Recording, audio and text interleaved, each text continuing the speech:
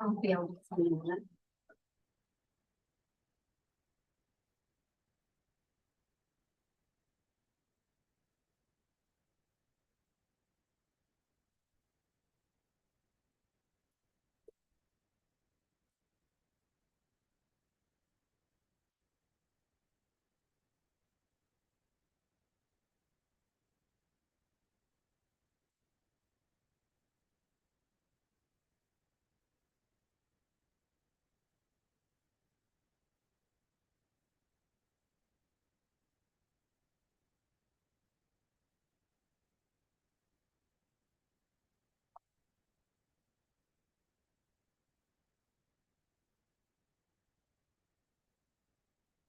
I'm supposed to.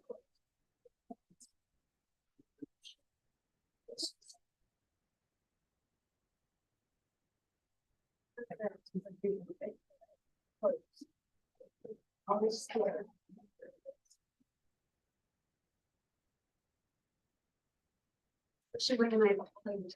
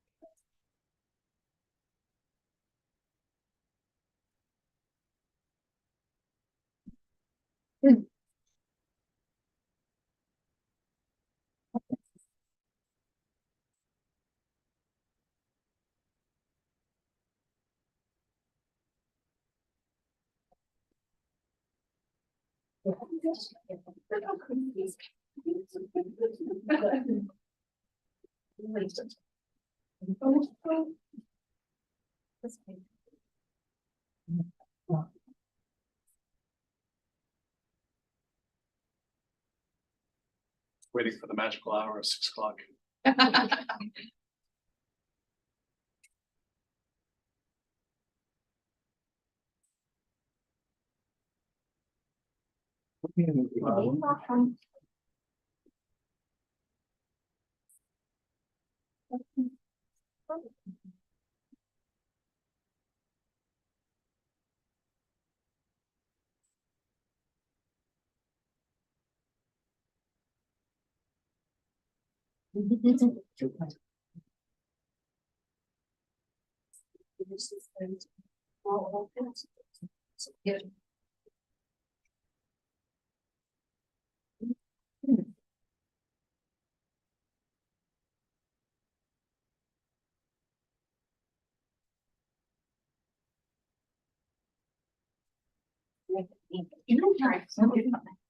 Thank you for letting me know.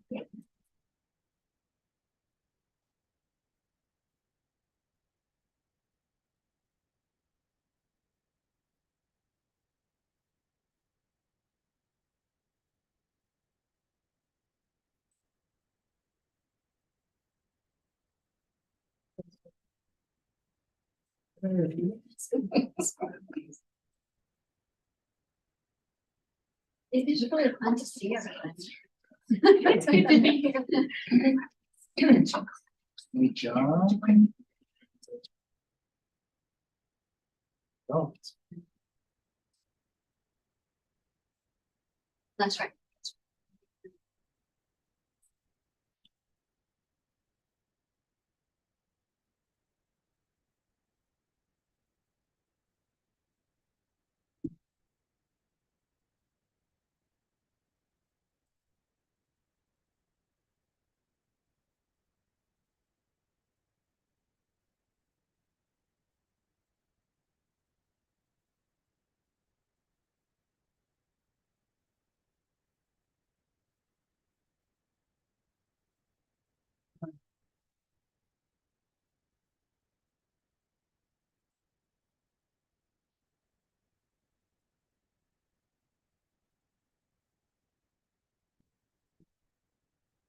Any applicable reason?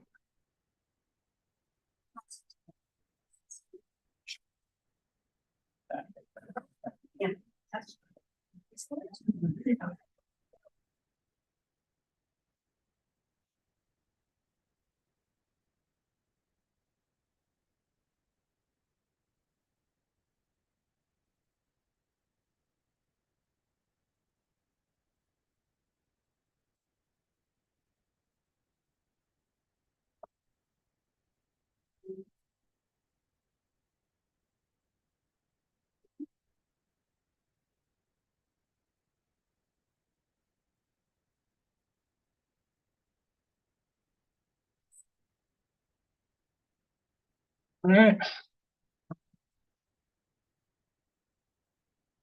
Thanks for coming out. My name is Chris Snyder. I'm the staff liaison for the Cultural Tourism Promotion Advisory Board meeting. Tonight's meeting for December 12th, 2023. And we're meeting here at the Anderson Room B. And Ryan Gale, who's our vice chair, will be acting in Scott's position today since Scott is not able to be with us today. I'll go ahead and do the roll call for the board members and then turn the time over to Ryan. So Scott Snyder, chair, is absent today. Ryan Gale here. Galen McAllister Here. Omar Alvarado is sick today, so he's not here either. Carly Wright Here. Jeffrey Tiffany is not here. Roger Williams here. Aaron Zeisett Here. Thanks for being here. Ryan. All right, well, thank you all for being here too. Really appreciate you coming out in person to talk about your facilities and projects. So first item on the agenda is want to approve our agenda for December 12th. Do I have a motion to approve the agenda? Yep, do I have a second? I second.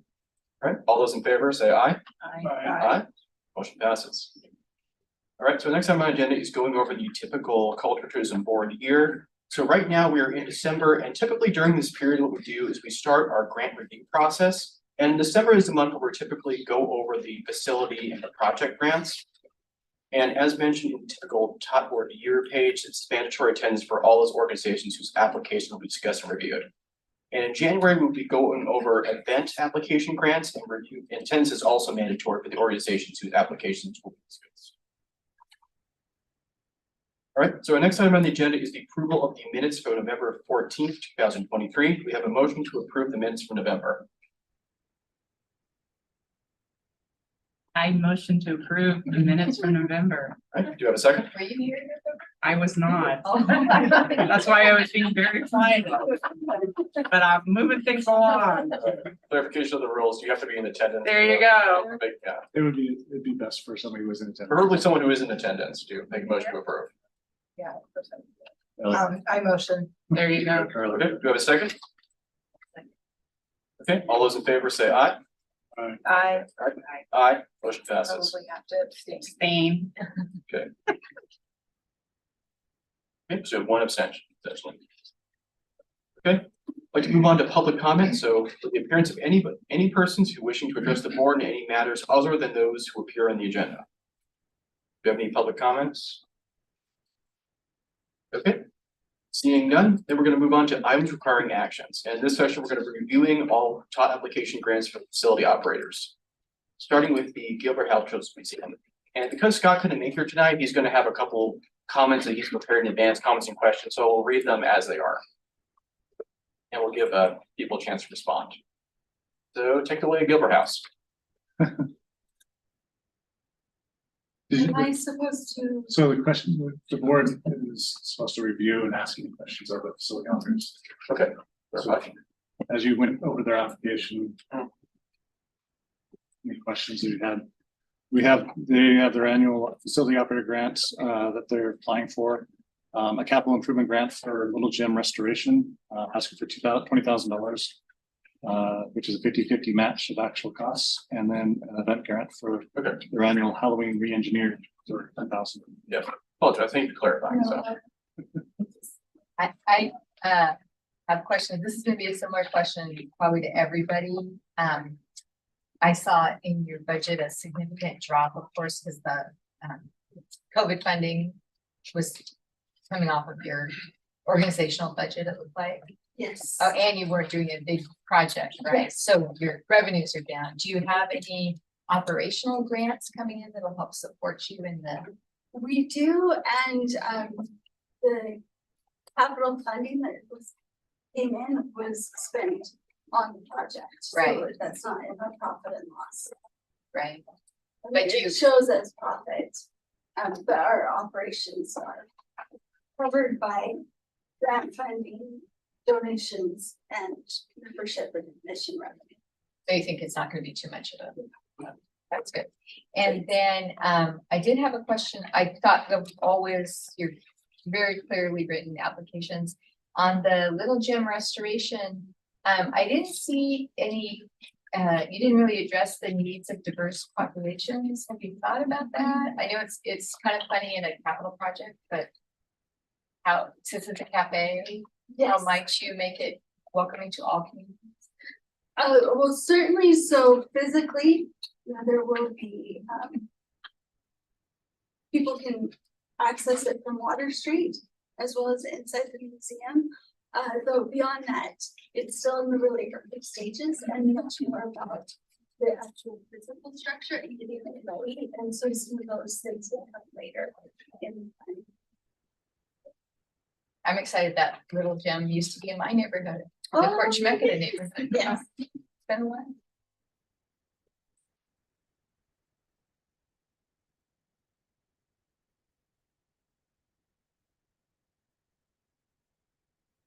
Comments?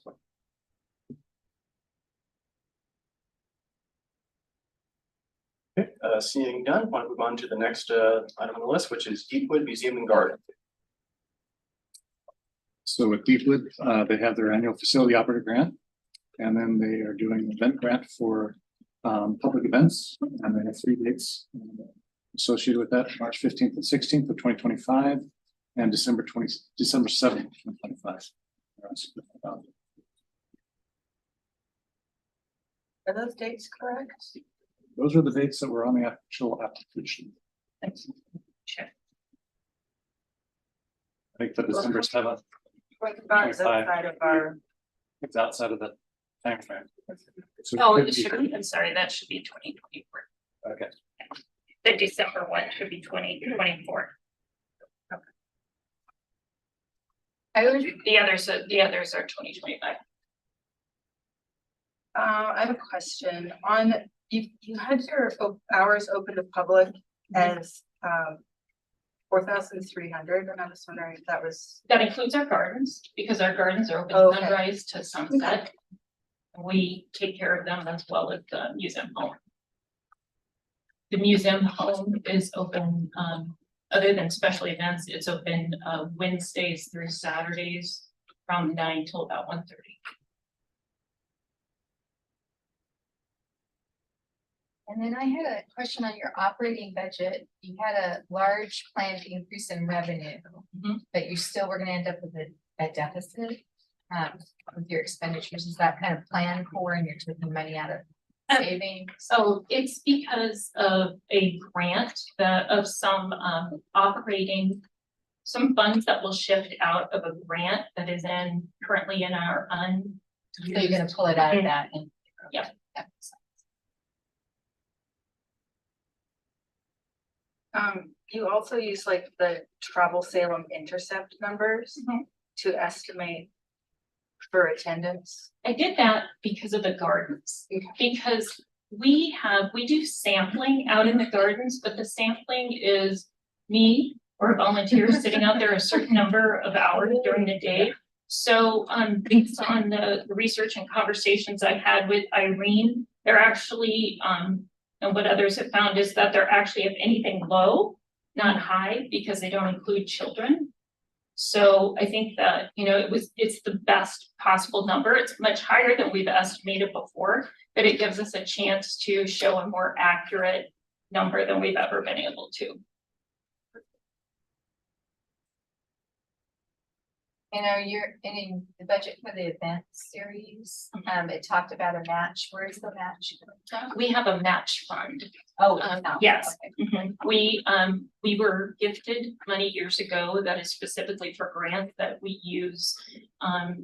If we don't get another match, then we use those funds. So we make sure that we keep that in reserve. If we end up getting another match or we have more funding or sponsorship than we expect, then we don't use that match. That's a But great idea, just to have it purposely set aside for that. it gives us a great peace of mind. That's a good idea. We sometimes don't go for grants because there's a match. Mhm. And it's a scramble to find it, but having it already in the account, that's smart. But we strive to not use it, so Right. it's there, but hopefully I won't have to use it for this.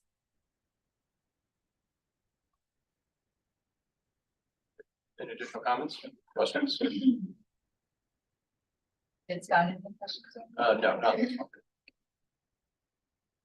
If we're done with you, but I'd like to interject one thing that I forgot at the beginning of the review process was opportunity for declaration of conflict of interest for our board members, including any volunteer or family members that work for any of the operators. Please declare that for the record. I will be reclusing myself from scoring any fees from the Elsinore Theater this volunteer. Thank you, Roger. Any others? I got a couple for Alright. this round. Elsinore, SMI, Willamette Art Center, and Hallie Ford. So all of them. No. That's only not quite half. Think of the time you're saving. Exactly. I still read everyone's. I don't know if I'm a sucker for punishment or you gotta make sure that I'm in it with you guys. That's the list of songs. Send me an email on that. That's the real reason you're volunteering, right? Just to Yeah. get out of reading. It is, applications. I'm like, yeah, it's not. I'll send you an email. Thank you. Anyone else? Nope. No. Okay. Thank you for putting that on the record. So we'll go ahead and move on to the next one. It's Elsinore Theater. Is the Elsinore Theater, exactly. So they have their annual facility operator grants that they're requesting, as well as new for this year is the capital improvement grant for street front LED marketing marquees, and they're asking for $20,000 of matching funds. And then this will be the third season for their events that are monthly movie fun, and they're asking for $10,000 for that. Any questions from the board members? I have some questions. I'm trying to get through my notes to read. First of all, I thought it was such a good idea to include the letter of support from the case manager in your paper movie for your monthly movie. Thank you. That was a nice way to look it in. It's always good to know that other people in the community appreciate it. Yes, that was well done. I noticed in your capital improvement project, you do not have, you had talked to the historic commission about our landmarks, whatever they're called, the historic landmark people. Yeah. But you don't have approval yet. What's that gonna look like to get approval to put up LED screens? So we got together with Kimberly Fitzgerald kind of early in the process. And she made some recommendations. She reviewed the package that I shared with Chris, and I think he shared with all of you with the pictures, and didn't see any red flags. She recommended that we meet with the Cando Neighborhood Association, which we are in, we're part of, and we have, we're gonna present in February to them to bring them on board and in the loop and try and get some letters of recommendation prior to our official application with the city. Because you are a historic landmark, right? But it has to go through Yes. their board. Yes. Yeah, that and also the sign people for the city. We have a meeting set up this month with Main Street Association, so we're really trying to share our vision with a lot of people that might be able to put in a good word and say, we think this is a great idea. And then apply to historic landmarks after that. I couldn't open, I saw that you had put a package in with pictures, and I couldn't get that. It's Oh. probably my, because I have a Mac. It's Oh, difficult. okay. But are there any other historic theaters like in Oregon that have LED? I was trying to, like, I looked quickly. I couldn't Yes, see any that um, common. I believe the Schnitzer, just did it in the last couple of years. Mhm. Okay. Yeah, because it's not, safe to be up on a ladder. Yeah, you did a good job of describing how like safe and the weather and the getting the letters spelled right, all the things. Yeah.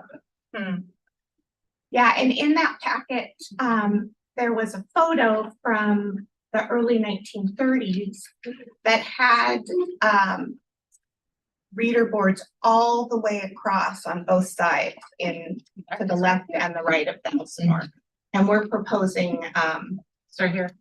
a much smaller, sign, one on the left and one on the right, and then one on the far end, that is angled so that traffic could see it as they're headed south on High Street.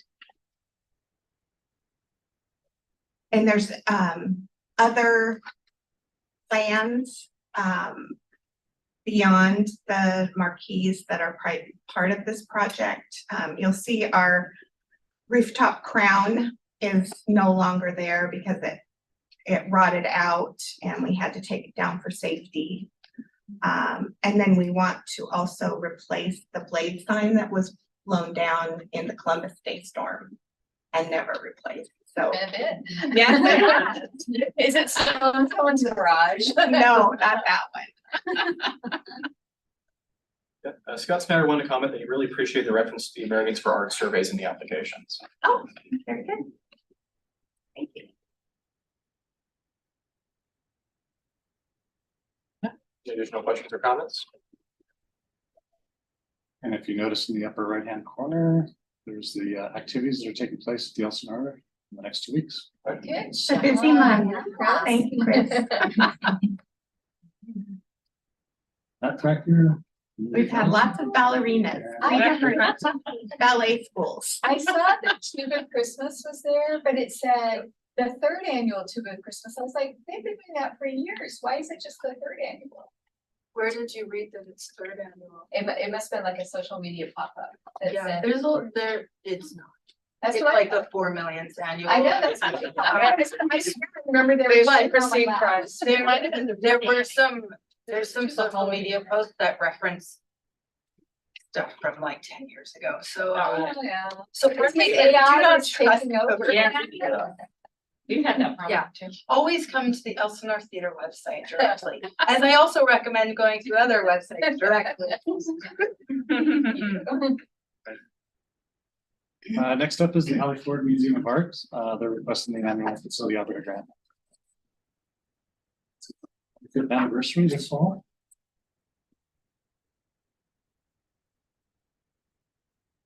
Any questions from the board members? I have a snarky comment in here about word count. However, your writing is very good. It's just all of us are writing a lot these days. I did notice you talk a lot about your fabulous and very, very diverse collection. How's your audience? Is your audience getting more diverse? That's hard to tell. I mean, we don't keep statistics, we don't keep racial demographic. So I mean, I would say to an extent that it has. We're this coming winter we're partnering with a new initiative in Salem called Living Studios, which works with neurodivergent artists, and we're right after the first of the year, we're opening a new exhibit called Singular Visions, a self-taught artists in permanent collection. And in conjunction with that, we're sponsoring 2 workshops, one on February 28th and one on March 2nd, where living studio artists will be in the lobby creating artwork. People can come in, and make artwork themselves or talk with, with the artists about living studio.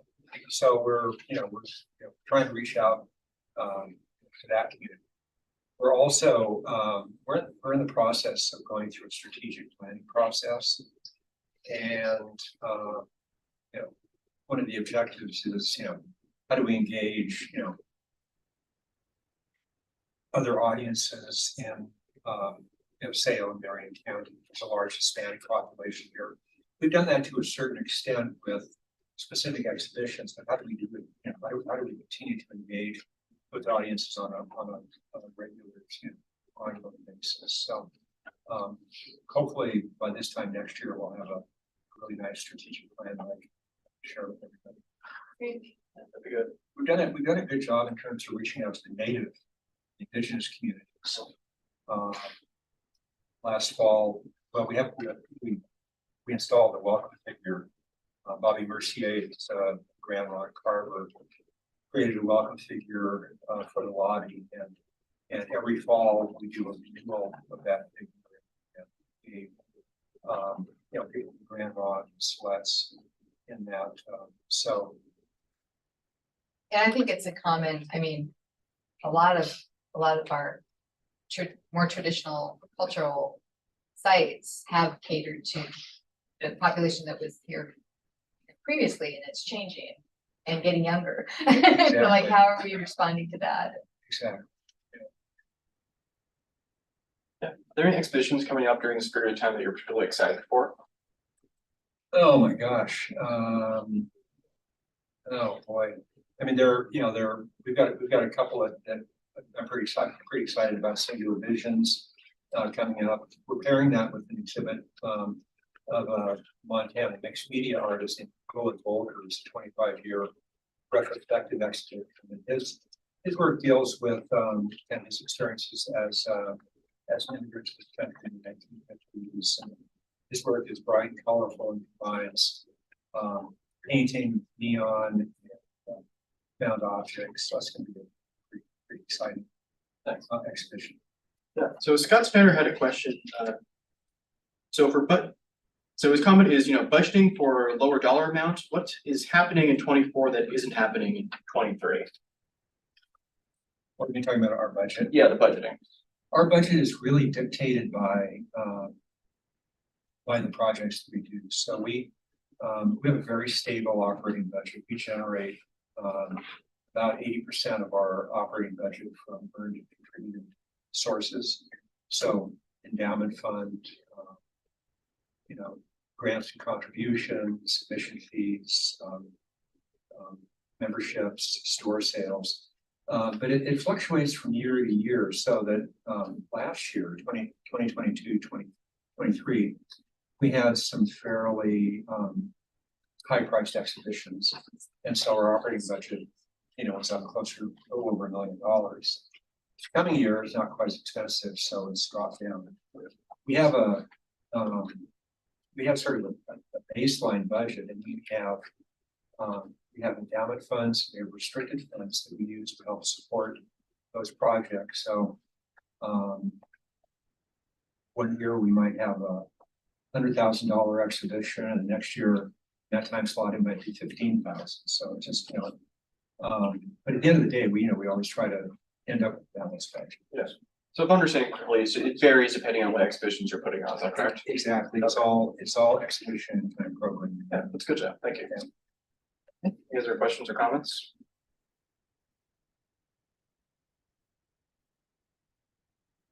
All right. Hearing none, I guess we'll move on to the next one. So this is the Oregon State Fairgrounds and Exposition Center. They have a capital improvement request for an electronic reader board, asking for a matching grant, matching grant of $20,000. We have representatives from the Oregon State. Thank you for being here. Any questions from the board members?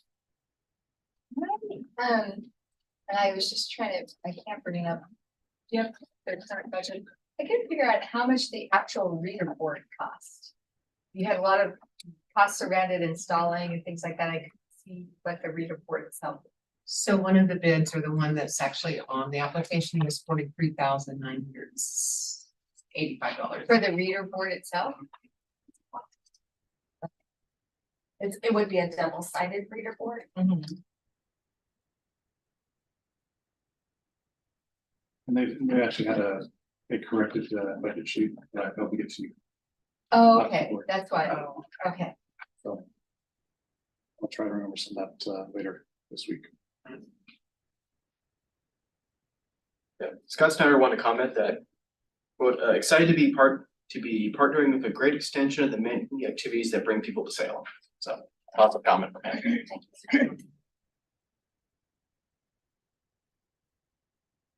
Okay, additional comments, questions?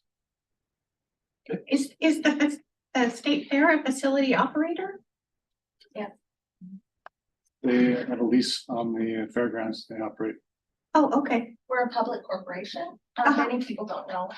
We are a public corporation as of 2015. Okay. So we are self-funded. The state of Oregon owns our grounds, 185 acres and all of the buildings, but we are responsible for the care and the upkeep of all, the whole enchilada. So it has changed. And we don't have a requirement that the CIPs only come from our funded facility operators. It should be, if it is a facility, it has to be a major tourist attraction within city Right. limits. But not, But they not, don't have to be they don't have to. funded. Okay, that's what I thought.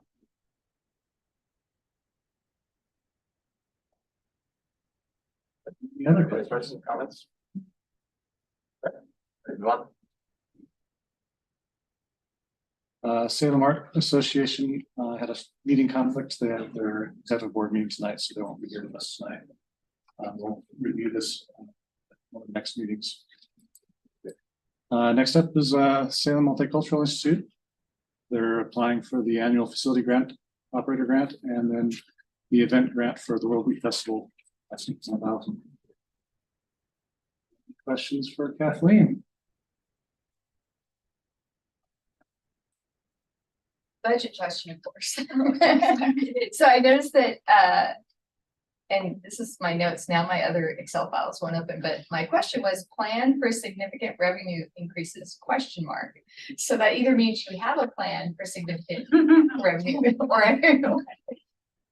Sure. Have significant revenue increases, for the organization or for the event? I have it under my, for the organization. I think we're gonna be flat this year. We're working really hard, to make our ticketing for the festival, which in turn supports the event, upstate for the festival, a little more streamlined and a little, more collectible, shall we say.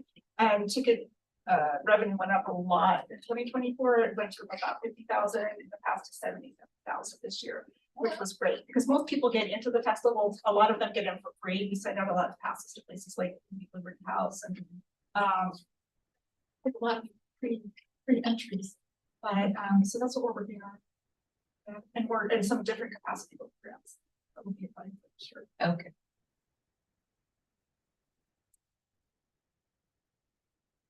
So just out of curiosity, tell me a little more about how your ticketing system works and kind of the issues we're having. Well, we don't like to put a big fence around the park. Number one, it's extraordinarily expensive. I gotcha, so. Just insane. So we place the tents strategically and put little yellow rope around, which isn't a terribly effective deterrent for people who want to come in. For ticketing, we tried using a ticketing service a couple of years. It's really expensive. It's kind of a waste of time and money. Last year, we just kind of went more on our own. People can cash the gate or they can, use their QR code to buy in advance.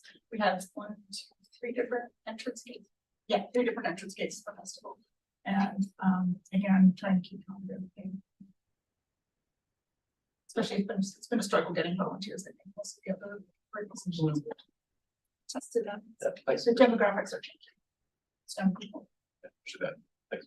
One good thing is schools are back now, so those school groups that shut down for those couple of years are more available. I heard from people. Yeah, actually, the people who do the gates on Saturday, the West Salem swim water polo club on Sunday, spray dance team, and then we'll have the North Salem High School wrestling team helping us with garbage this year, which would be great, because it's not very fun to be loading garbage bags into a dumpster at midnight the Sunday after. Some festivals make their ticket thing like a collectible, so that's another idea. You could stay up late at night carving little heads. I shall begin that immediately. Good job. Wasn't I, but no. I've heard of events using t-shirts or special collectible t-shirts. So you can have a t-shirt, special. Your t-shirts usually are really good. Yeah, use your t-shirt. Yeah.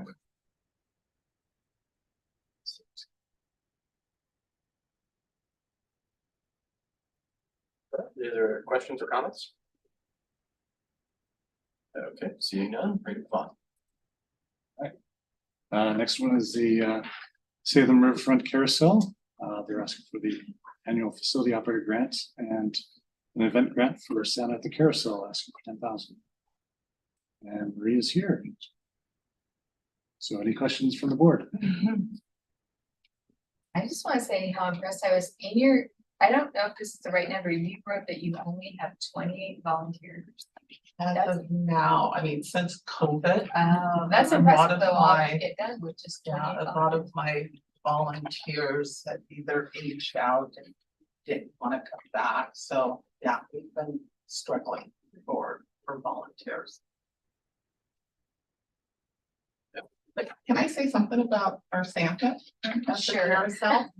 Over the last couple of years, it was unbeknownst to me that a lot of the like malls and places that have Santa, we're the only place besides someone that's having a one-day event with Santa, but we're the only place where you can bring your child to see Santa for free.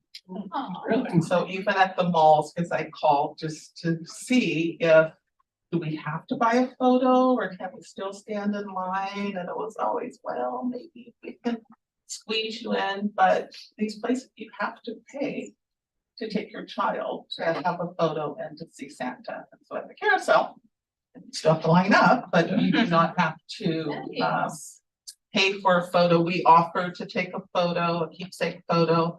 But if you have your own device, you can take 5 shots for $5. So, or like I said, or for free. So I'm proud that our Salem, that we have a Santa, for those couple weeks that he's there, that you can bring your child to see Santa for free. Yeah, we appreciate you doing that. It's really important. It So, is, it really is. I mean, when you think about if you have 3 or 4 kids and you're bringing them, and if a photo is $15 a piece, or even if you're gonna take your own, for $5. Yeah, it's an equity issue that people don't often think about, so. Yes, yeah. Were there so- many one-day ones? I'm sorry, Were there many that were one day? yes. Quite a few. Like even the city, on last Friday, they had the Santa, for the one day. And we also offer, where your child can write a letter to Santa and we respond back. Wow. Going above and beyond. We respond back and we. Santa doesn't respond. We also work with the parents. Volunteer elves will respond. The carousel horses write them like. They respond back and we do have it in both English and Spanish. That's It's really hard to write things about food though, you can't really hold it back, Some of the letters are Fill your mouth, very maybe, and funny hope. and some are kind of sad, so. Yeah, so Scott Steyer had a less fun question. Was 22 revenue from fundraising or was from COVID money? He's asking about the balance. COVID. Okay. Yeah, we had the last funding we had from COVID was a nice big chunk, a couple $100,000.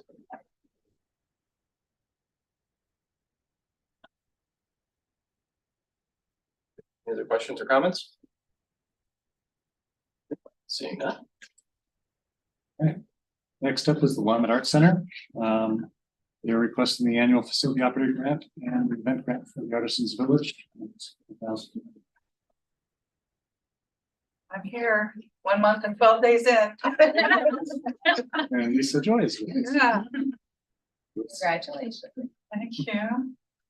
I noticed in your budget that there's the plan for admissions revenues to grow. but less grant revenue. Is that also because of COVID money or less grant applications or? Probably because of COVID, I can't. I'm not, like this grant was due literally 17 days into my tenure, so I can't answer everything. I'm assuming that some COVID, loss of funding, also, marketing of the event and outreach wasn't as strong as it could have been. If you're familiar with the WAC, been a lot of turnover over the last 2 years, so I'm the first permanent ED, like full-time ED. So I'm really hoping to see some things. Great.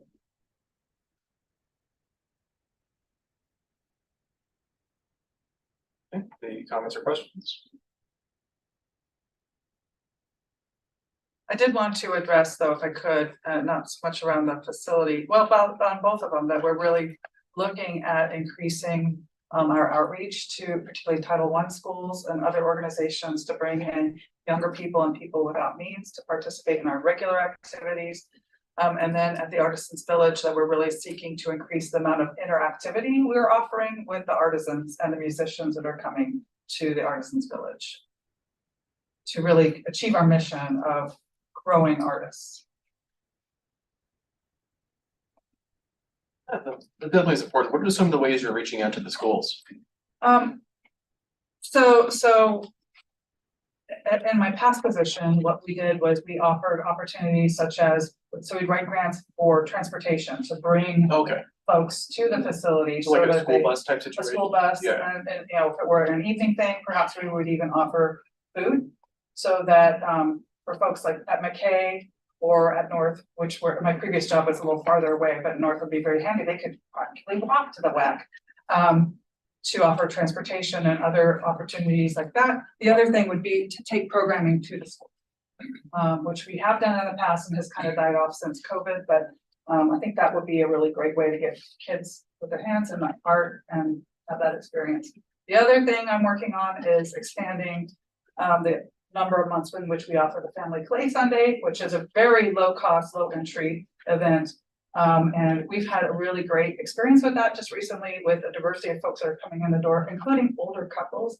And it was my observation, like one of the partners was experiencing dementia and the other one's like, we found this thing we can do together. We can sit side by side and have a great time. So those are the kinds of things we'll be doing, including reaching out to retirement homes and that sort of thing. Yeah, thank you. Appreciate that.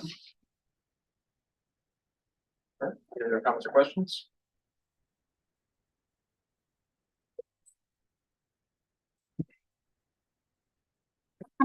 Done. On next slide. All right. The last one on our slide tonight is for the Willamette Heritage Center. They're asking for the annual facility grants, the capital improvement grant for HVAC replacement in the Thomas K. One mill exhibit space for 20,000 match, and then an event grant for Magic at the Mill.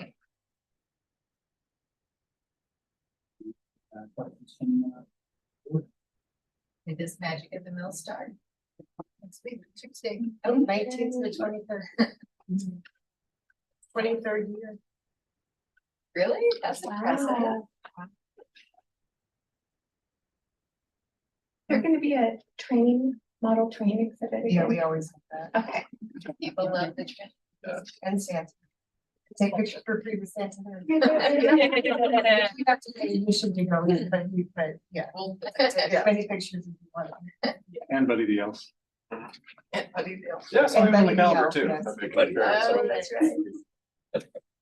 Michelle, on your SIP project,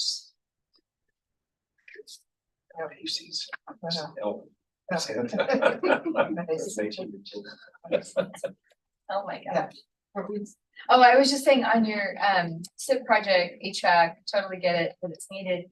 But I was surprised that you're getting gas 80% efficient. Did you look at the new electric, like the new technology at all?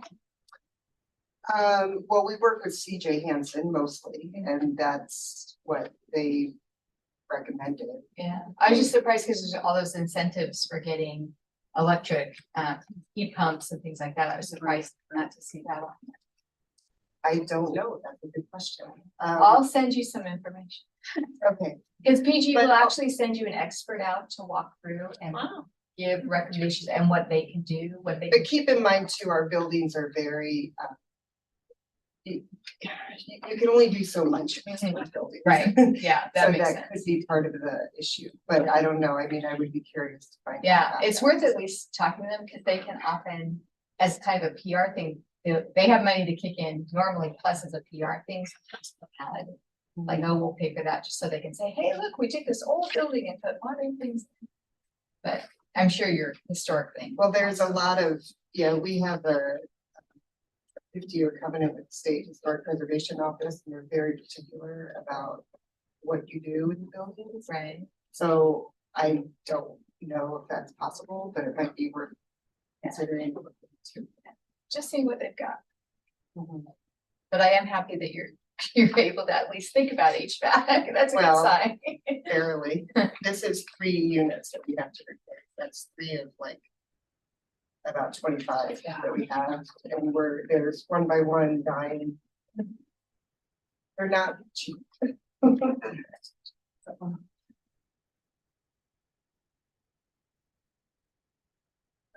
Any additional comments or questions? I wanted to just give it a side, you know, mind, that I apologize if there's anything like that typo on the date. I had done my whole grant for weeks, initially 3 of them in the cloud, and 2 days before, when I was in the transitioning over process, my iPhone broke and my cloud required me to get a code to my phone. And so I couldn't access it all, and so had to rebuild everything based on that note, so I do. Good job getting it done. But I do want to apologize that, you know, things like that said date error, that it was just one of those your worst nightmares, right? Things that you're trying to use technology really great, and I never dreamed, and now I know that if you can't get that code, it takes 5 days for it to prove that you're safe and you can get it. So just 5 word days, to really? everybody. 5 days, yeah. Yeah, that's quite a challenge. Eh? Yeah, so it's something to keep in mind, everybody. Download to a desktop also.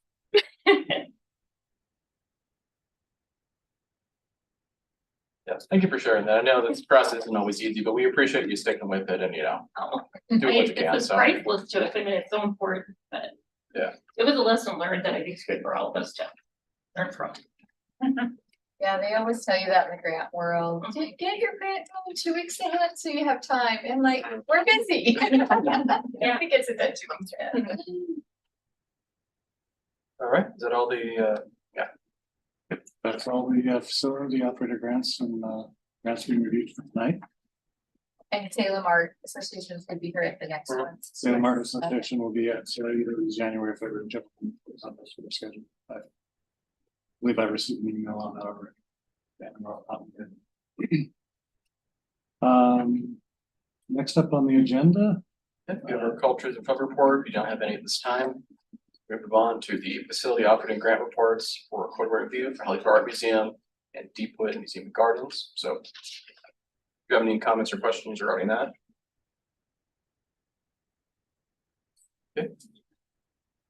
Seeing none, we also have an event grant report for Gilbert House Combs Museum, Halloween will be engineered and parking accessible play area. Do you have any comments or questions regarding that? Okay, seeing none. For the capital improvement reports, which we do not have any.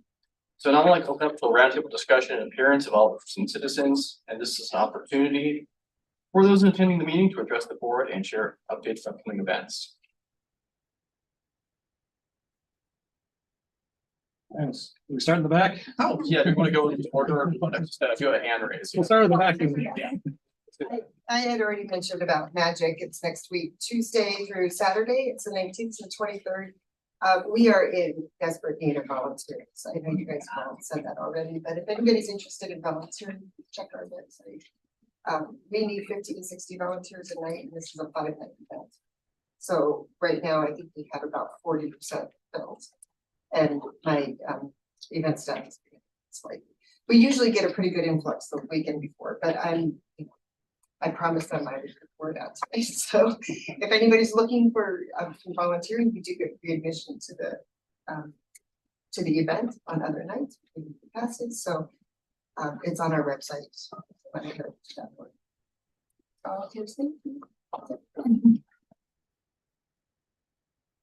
imagine you reached out to the high schools already. Yes. Yep. John? We're just pretty much winding down for the year. Alley Ford Museum of Art 25 highlights for permanent collection closes on Saturday. And it will be closed for the next 2 weeks. We'll reopen on January 2nd with upstairs in the study gallery and study center, singular vision, self-taught artists from the collection. And then on January 20th, we open the Willem Volkers exhibition. Willem is coming out to Montana and giving a lecture on June 20th and giving the first free gallery talk on January 23rd. And moving on in February, Rebecca Dawkins, who's our curator of Indigenous art, is going to be giving a lecture. I don't know if any of you remember about 15 years ago, we organized a big exhibition called The Art of Ceremony. It was an exhibition of native regalia from the 9 federally recognized tribes of Oregon. And it was a big exhibition. We actually traveled. And 15 years later, Rebecca finally got around to publishing the book that was supposed to accompany it. And so that came out last year, and she'll be giving a lecture on that on February 8th. And I already mentioned workshops with Ruth Burroughs from Leaks. So, yep.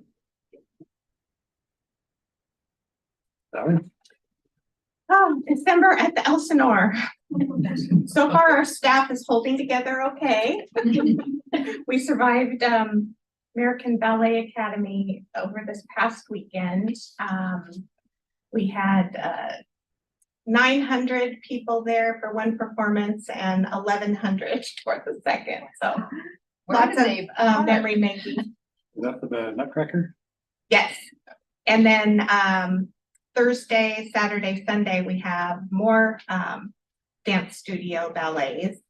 And then next Monday, we're trying a Rankin and Bath. Now this might age us, but those of you who maybe are in your 50s to 60s, we're doing a double feature with The Year Without a Santa Claus and what's the other one? Jack Frost or something. Jack Frost. Yeah, yeah. And you can't watch those very many places. So we have 629 tickets sold to come see Elf at the Elsinore on December 19th. Just the movie with Elf in attendance. Yeah. And Santa will be there. Well, he is with Buddy the Elf in attendance. And then December 20th, we have John Denver tribute, Rocky Mountain High Experience. And December 23rd, we're showing White Christmas twice, a matinee and an evening performance. And then we have on Christmas Eve to the holiday, and we have almost 600 tickets sold for that. And then the 30th, there's a Beatles tribute with over 1,000 tickets sold. So people are hungry for entertainment and gathering, and it's a great month for us. Don't underestimate the two of us, so. All right. Right. We are just about to wind down our current exhibit in the Roman Gallery, which is on Japanese culture. It's been a fantastic exhibit. We've had something go into the gallery almost every single weekend. The final event was last Saturday, December 2nd, which was a concert with Masumi Tinson on koto and Joseph Marchenko on cello. It was an amazing combination of musical instruments. They played some classical pieces, some contemporary pieces, some Western pieces, which is interesting because a koto only has 13 strings and you have to continually tune it while you're playing. It's not like a piano where you can have like key or any other Western instrument. So Masumi had to continually widgets on her koto as she was playing, which is amazing to watch. Had some great classes. Choka Stolbe came down from Lake Oswego to teach an ethnography class, and there are two of those classes that were sold out. We're busy working on next year's festival already. September, the focus country is Ukraine. We've got a group of people from Portland who are coming down to help us work on that, and it's going to be phenomenal. This group of women is amazing. So we've gotten down the hatches for that. And also, I am looking for a part-time 20 to 30 hour week assistant director. It's just been 1.5 of us in the office since the end of June, and I don't know my name anymore, or why this question marks random grant applications. I don't know. But if you know anybody who is looking for a part-time job, preferably bilingual, that would be very helpful. Joe Romero, our assistant director, sold his house and is traveling the world. And we think about him here. Don't have children.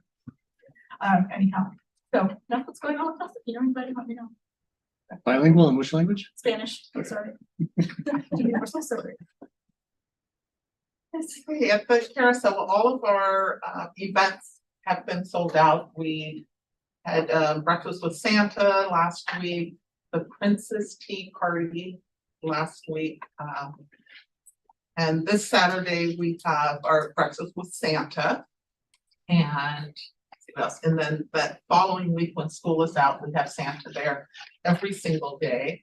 On Christmas Eve and New Year's Eve, we are open for free rides.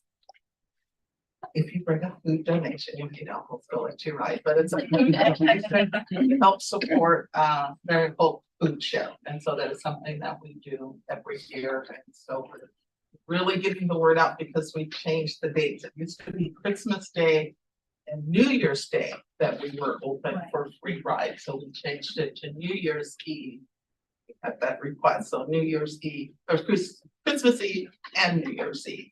So the gift shop will be open, and then our board members will be down to help run the carousel and collect the food. Yeah, we are looking for a treasurer for our board. So if anyone knows anyone or is interested. I'm the only non-facility person here. I'm with the Willamette Master Chorus, but I wanted to hear what the style of questions were. We have our holiday concert this weekend, 16th and 17th, at the Willamette University campus in Hall, and Sunday's nearly sold out. Saturday we still have maybe 100 seats left, to 400 seat auditorium, so it's always our best selling. And then the next one is in March, and we're excited about that one because it's the Mass of the Children with Rudder, and we're bringing in already elementary and early middle school students are already rehearsing to accompany the master chorus with that, and it'll be a fuller symphony, not a full symphony, but instrumentalist. So it's going to be grand, and we're really excited about that.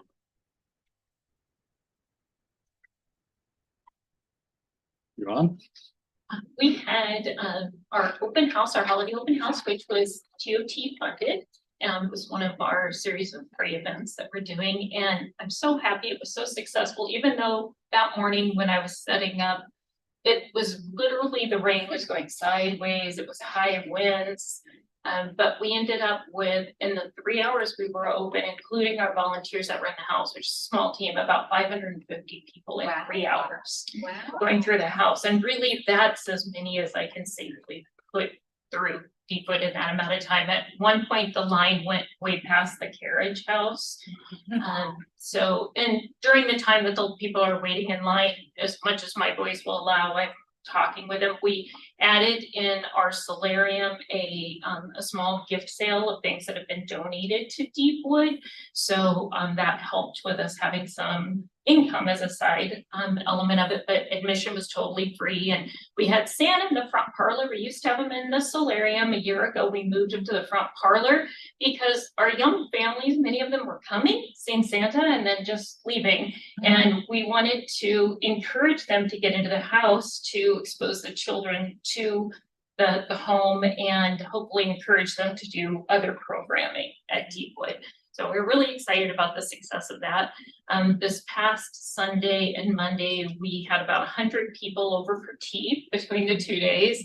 And I talked about the holidays during the Great Depression and what happened during those eras as far as the changes in the holidays and what things were popular. And so people really seem to respond well to that. We used to do the talk about, I used to do the talk about the Victorian holidays every year, but I have some people that come every year and I felt like they probably after a few years could tell all the things about the Victorian holiday. And it makes it more interesting for our volunteers too that are helping out. And we have another 48 people that will come next Sunday for tea. That's as many as we can get in the house at a time is 24, so we do 2 seatings. And I secured a very small grant to help us with doing a volunteer appreciation the next week as well, because we've been easing our volunteers back in more and more since COVID, and we wanted to do something to say thank you to those. So it wasn't something that's easy to take funds out of our operating budget for, so it's glad to get some local support to make that happen and get them coming together and to learn more about other volunteer opportunities as well.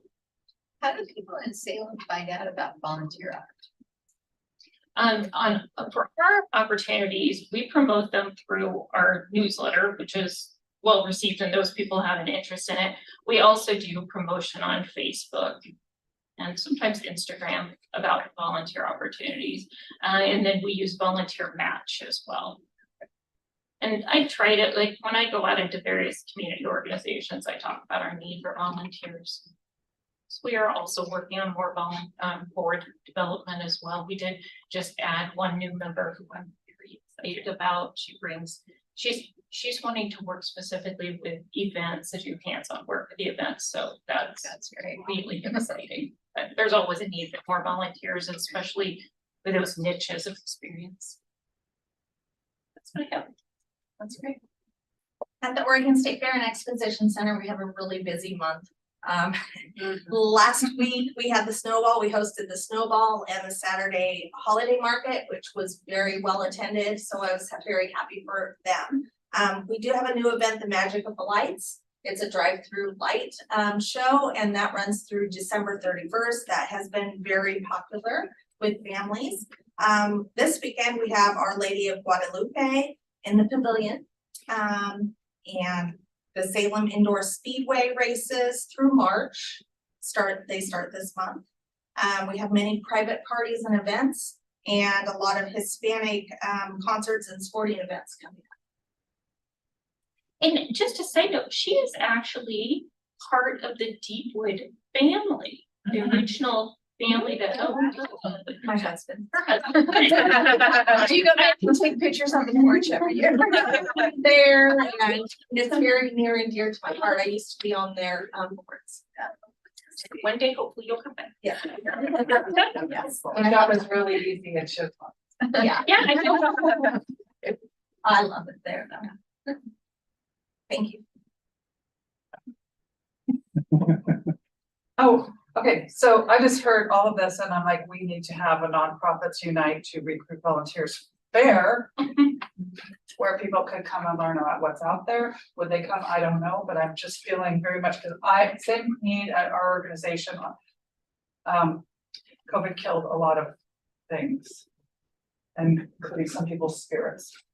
So I just was hearing that. So at the WAC, we just finished up in Peoples. Thanks to the fair for Cascade Hall. And it's a lull, a blessed lull right now. And we have Family Play Sunday this coming Sunday, and then classes start up again in January. And we do have some really great offerings, and then we'll be offering some workshops, but it's, like I said, a little bit of a lull. And however, if you have gifts, there are leftover bowls from empty bowls that we're selling on site. And then great gift certificates, giving somebody the experience of being in our studio is wonderful. We've been giving scholarships. And I thought of the Ukrainian to the twins, they're 8 years old. And they're just looking for places where they can connect with other people, and they found it at WAC. So anyways, that's pretty much what's going on there. And I will be hiring too.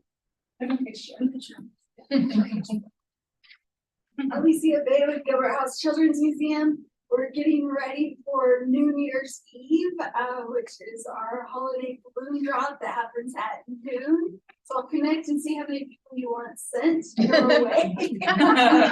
Oh, wow, that's right. Yeah, and speaking of partnership with the carousel, this is the second year we've run a promotion that people that buy at least $50 in a gift card receive 2 carousel ride tickets. So it really has Love it. promoted our sales.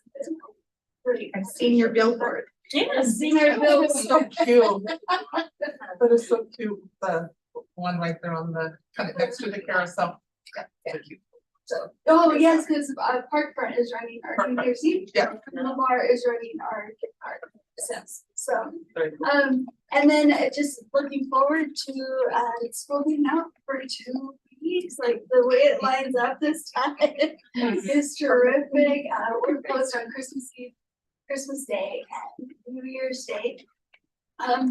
Thank you again for the grant with the marketing, the outdoor area. Families have responded very well to that new addition to Gilbert House. I was just averaging attendance the other day, and from July 1 to the end of November, our attendance is up 34%. So the marketing, and then also being able to offer families a new outdoor experience at the museum. Obviously, families are loving it, and that benefits Gilbert House. As admission and memberships are about 80% of our revenue.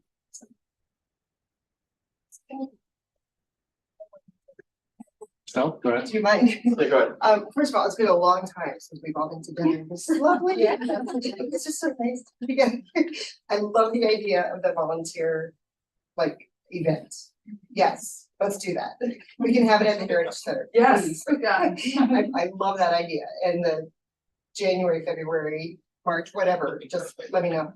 The other thing I wanted to say to all of you guys is in spring break, we're having an event, we're reaching, it's gonna be a low sensory day for individuals with special needs. And I'll send out an email to all of you guys, but we were kind of hoping that we could maybe work together to do like a joint effort of every month, a different facility operator or cultural offers a special day for individuals who are experiencing special needs. It's near and dear to my heart because my own child has those issues. And so we're trying to make extra efforts toward a larger population of individuals with special needs. So over spring break, we're having one day that's low sensory where we're kind of lowering the lights in the museum, turning off all the machines and allowing people to come and have that experience. But I'll reach out to you guys because I think it would be a nice joint effort to maybe we could do some kind of marketing endeavor, the whole, all of us saying, and in January, we're going to do this here in March, so, but I'll reach out to you. Yeah, I want to say that the person who's leading our family play Sundays now has a master's in English as a second language and her family is mostly comprised of adopted children with their highly special needs.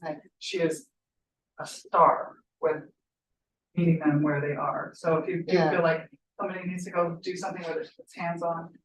Well, and they're always, I know, I'm always looking for things to do with my daughter that are, it's not that easy to find activities. And so, especially, cultural activities, I think that, as a group, I think we can really connect with that. I think in light theatrics, every spring, I know this to be true because my daughter leads the workshops, but the last couple spring breaks, light theatrics has offered drama therapy workshops for people of learning disabilities. My daughter has her master's degree in mental health counseling, but also certifications in drama therapy, play therapy.